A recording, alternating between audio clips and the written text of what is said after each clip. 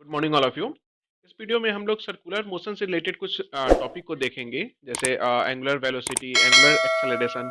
जब भी कोई ऑब्जेक्ट जब स्ट्रेट लाइन को फॉलो करता है, ठीक है, तो उसमें हम लोग लीनियर वेलोसिटी को यूज करते हैं या फिर हमारा नॉर्मल एक्सेलरेशन को यूज करते हैं। लेकिन जब कोई ऑब्जेक्ट अगर वृत्तीय गति को अगर या फिर सर्कुलर मोशन को अगर फॉलो करेगा, तो उस समय हम लोग एंगुलर वेलोसिटी को लेते हैं और एंगुलर एक्सेलरेशन को लेते हैं। तो इस वीडियो में हम लोग देखेंगे कि एंगुलर वेलोसिटी क्या होता है, उसका डिफिनीशन क्या होगा, उसका फार्मूला क्या होगा, फिर एंगुलर एक्सेलरेशन जिसका सिंबल क्या होता है, उसका यूनिट क्या है, उसका डायमेंशन क्या है। फिर हम लोग इस दोनों के बीच में जो हमारा नॉर्मल वेलोसिटी है और एंगुलर वेलोसिटी है, इन दोनों के बीच में एक रिलेशन को एस्टेब्लिश करेंगे। ठीक है, तो चलिए शुरू करते हैं इसका।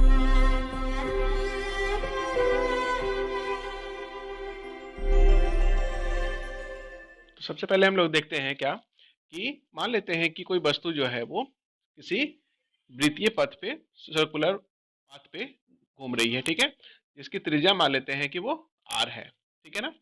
अब यहाँ से जो वस्तु है वो ऑब्जेक्ट मूव की, मान लेते हैं उसका पोजीशन p1 था, ठीक है, और यहाँ से फिर उसका पोजीशन बदल गया p2 के तरफ। तो यहाँ से हमारा जो एंगल था, मान लेते हैं वो θ1 था सबसे पहले पोजीशन, और यहाँ से जो एंगल बनाया वो θ2 बना लिया, ठीक है, एंगल बदल गया। तो हमारा जो थीटा जो चेंज हुआ, वो चेंज थीटा कैसे हुआ, change in theta, change in angle, जो हमारा एंगल चेंज हुआ वो कैसे निकलेगा, θ2 माइनस θ1, इसको हम लोग मान लेते हैं डेल्टा थीटा।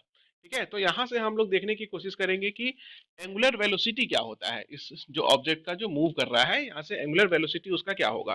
ठीक है, तो सबसे पहले हम लोग चेक करते हैं कि एंगुलर वेलोसिटी इसका क्या होगा। तो एंगुलर वेलोसिटी जो होगा, हम लोग इसको डिनोट करते हैं ओमेगा से, एंगुलर वेलोसिटी को।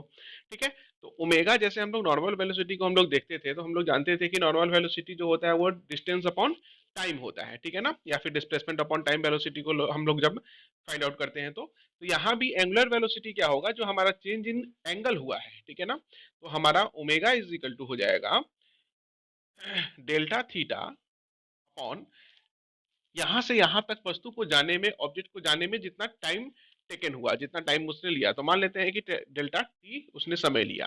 ठीक है, तो ओमेगा इज इक्वल टू, इसी को हम लोग डिफरेंशिएशन के टर्म में लिख देते हैं D theta by D T. मतलब कि अगर हम लोग एंगल को हम लोग डिफरेंशिएट करें टाइम के रिस्पेक्ट में, तो हमें क्या मिल जाता है, एंगुलर वेलोसिटी मिल जाता है। अब इसकी हम लोग बात कर लेते हैं यूनिट की। ठीक है, तो एंगुलर वेलोसिटी का यूनिट जो होता है वो कहलाता है रेडियन पर सेकेंड, या फिर हम लोग इसको ऐसे भी लिखते हैं रेडियन सेकेंड इनवर्स। ठीक है ना। उसके बाद हम बात कर लेते हैं इसके डायमेंशन की। तो डायमेंशन इसका जो होगा वो होगा टी इनवर्स। ठीक है ना। फिर हम लोग बात करते हैं, अब देखते हैं क्या कि एंगुलर वेलोसिटी को जैसे हम लोग ने फाइंड आउट किया, तो हम लोग एंगुलर एक्सेलरेशन को देखते हैं कि एंगुलर एक्सेलरेशन क्या होता है। तो एंगुलर एक्सेलरेशन जो होगा वो हमारा डिनोट करते हैं हम लोग इसको अल्फा से, इसको हम लोग प्रोनाउंस करते हैं अल्फा।